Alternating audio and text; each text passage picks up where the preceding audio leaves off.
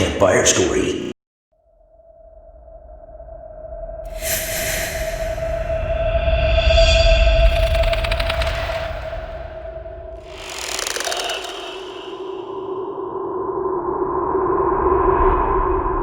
My childhood was full of nightmares, seemingly one after another. Until one night I never woke up. I'm stuck in that dream right now, trying to open my eyes, for real this time. The earliest nightmare I can recall is being trapped inside a supermarket, yelping for mommy, but never finding her. I just crawled around sobbing and sucking my thumb, much to the chagrin of everyone else in the store. Until at some point the supermarket closes and all the customers and staff clear out and I'm left all alone in the dark. I don't remember how that one ended. Not good, I presume. Then there's the one where I was stuck in a bounce house full of black and blue rubber balls, with a bunch of snot-nosed brats who were pinning me down, holding me under. I kept reaching up, grasping for something to hold on to. Anything. Nothing. I died in a playhouse full of rubber balls. Then the monsters started showing up. Peculiar creatures they are. Not much for manners. I'd have this dream where I'd be stuck in grade 9 chemistry class. Stark naked, of course, with everyone laughing and pointing at me, chanting "Look at Willie's wiener," while I ran out of the classroom, streaking through the halls, racing toward the door but never quite reaching it. Then I'd be back at my desk, stark naked, of course, with everyone laughing and pointing at me. This cycle goes on and on until finally Miss Hoover transforms into a witch and turns me into a dirty little rat and crushes me with her broomstick, breaking all my tiny bones. While my peers cheer her on, I wake up screaming. Now I know what you're thinking. That's not so bad, and you'd be correct. No Nightmare on Elm Street by any stretch. But these nightmares happen so frequently that I've developed quite the sleeping disorder. The monsters are getting more creative. They know me now, and they want me to stay in their dream world so they can eat me again and again. They feed off my fear. Sometime I hear them while I'm awake, whispering in the shadows, telling me things. This has made finding gainful employment nearly impossible. So while most of my high school friends went off to various colleges around the country, I went to work as a roofer. Tough job, but at least I don't have to stare at a screen all day. That would put me to sleep. My most recent nightmare lasted a year. I'm pretty sure it's over now, but it's hard to say for sure. Reality and the dream world have amalgamated. But this one was different than all the others. It took me to strange places. At first there was only darkness, no light nor breeze nor sound. I held my hand up to my face and saw nothing, until off in the distance I spotted peculiar bulbs of light flickering wild like dancing blue flames. I went toward the light, carefully placing one foot in front of the other, hoping not to step on or inside anything. But I did anyhow. I fell into a black hole. I was immediately propelled into a hyper-fast circle at nauseating speed, reaching into the pit of my stomach, spinning me faster and faster until my skull was trying to dislodge itself, and my teeth were falling out and my insides were being pulled apart one by one.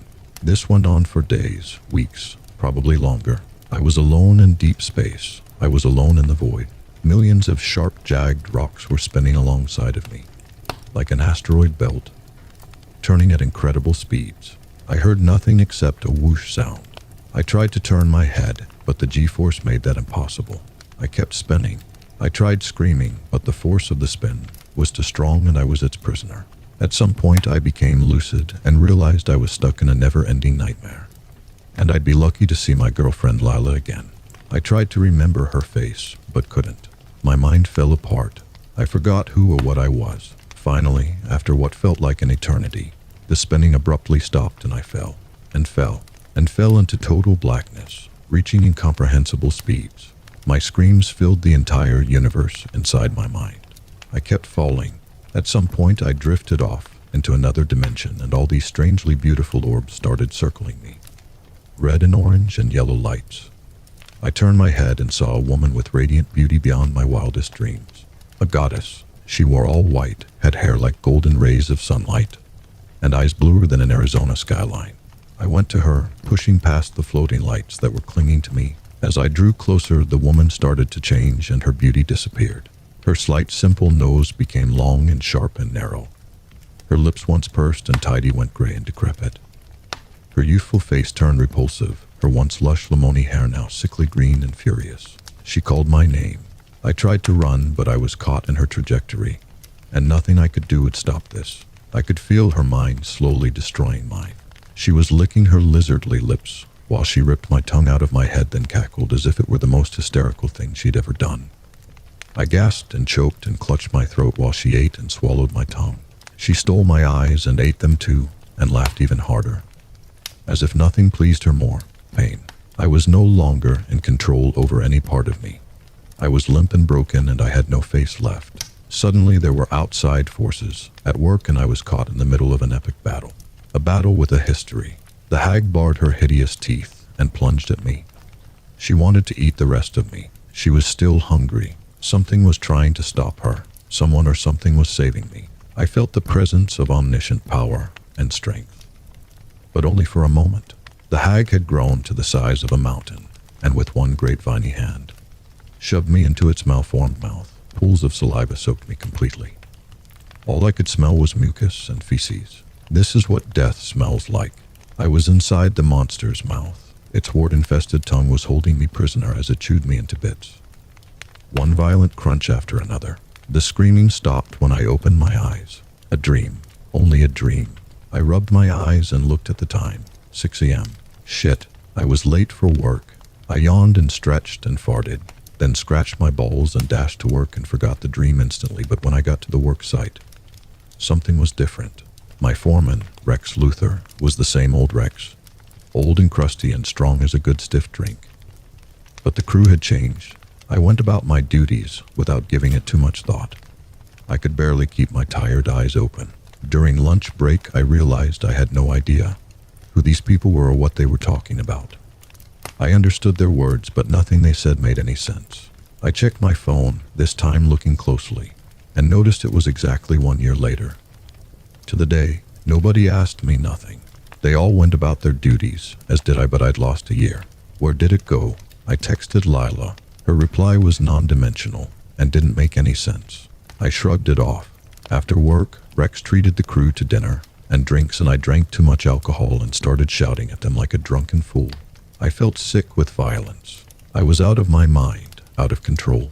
Rex grabbed me by the scruff and lifted me up over his head, and I watched as his face changed.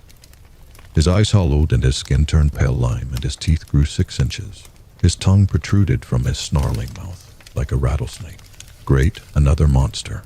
It crushed me into a ball, then stuffed me into its grotesquely malicious mouth, and belched after I was properly digested.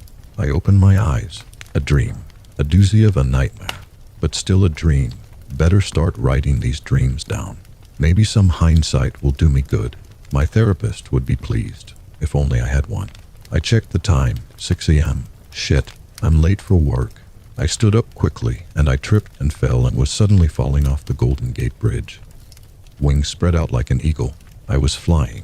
The wind blew gently into my face as I soared high above San Francisco, admiring the unbelievable view. I felt something brush past me. Then again, monsters. One rushed past me, and I had to veer off to the right to avoid another. It was an enormous prehistoric bird with a long spiky tail and teeth like razor blades. Another one approached, and it clawed my eyes out, then it slit my throat with its beak, and then caught as I plummeted to my death. I opened my eyes, awake. This time I was actually awake. I knew it. I yawned and stretched and farted and scratched my balls. I checked the calendar on my phone, making sure it was the correct date. It was. Relief.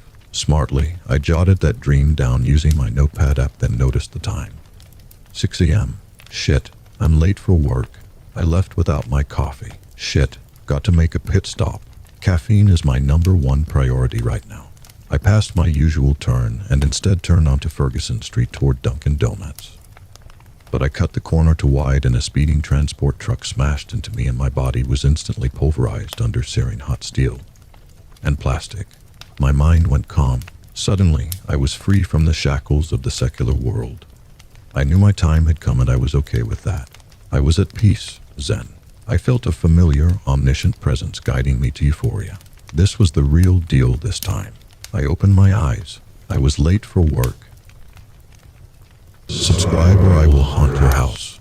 If you like this video, please do comment, like, and subscribe for more. Thanks for hearing. See you in the next one.